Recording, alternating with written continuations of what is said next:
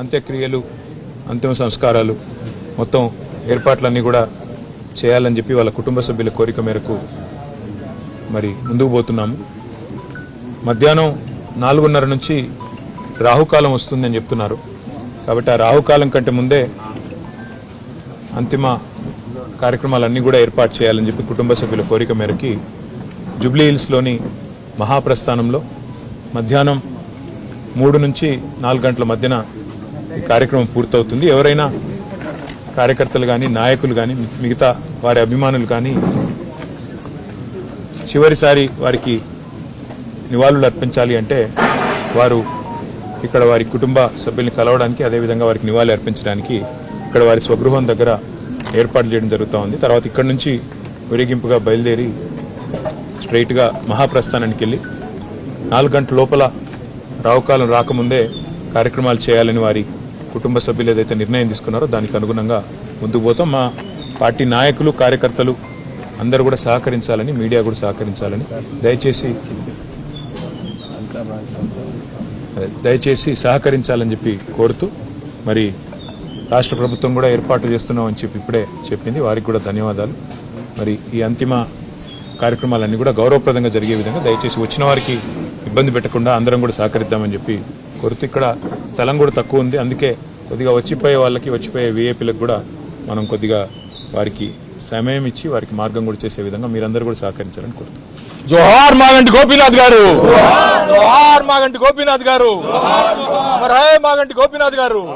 ఇవాళ ఉదయం కన్నుమూసిన Jubilee Hills MLA Maganti Gopinath పార్థివ దేహాన్ని మాదాపూర్లోని ఆయన స్వగృహానికి తరలించారు. కొన్ని రోజులుగా మూత్రపిండాల సంబంధిత వ్యాధితో బాధపడుతున్న ఆయన గురువారం అకస్మాత్తుగా గుండెపోటుకు గురయ్యారు. చికిత్స కోసం హుటాహుటిన గచ్చిబౌలిలోని ఏఐజీ ఆసుపత్రికి తరలించారు. 3 రోజులుగా అక్కడ చికిత్స పొందుతున్న ఆయన ఇవాళ ఉదయం 5:45 సమయంలో కన్నుమూశారు. చికిత్సకు ఆయన శరీరం ఏమాత్రం స్పందించకపోవడంతో ఆసుపత్రిలోనే ఆయన తుదిశ్వాస విడిచారు. 1963లో జూన్ 2న జన్మించిన మాగంటి గోపీనాథ్ తెలంగాణ రాజకీయాల్లో తనదైన ముద్ర వేశారు. ఆయన టీడీపీ నుంచి పొలిటికల్ కెరీర్ స్టార్ట్ చేశారు. ఓయూలో BA పూర్తి చేసిన మాగంటి ఎన్టీఆర్ పిలుపుతో 1983లో రాజకీయాల్లోకి వచ్చారు. తెలుగు యువత అధ్యక్షుడిగా, హైదరాబాద్ టీడీపీ అధ్యక్షుడిగా పనిచేశారు. 2014లో తొలిసారిగా టీడీపీ తరపున జూబ్లీ హిల్స్ ఎమ్మెల్యేగా విజయం సాధించారు.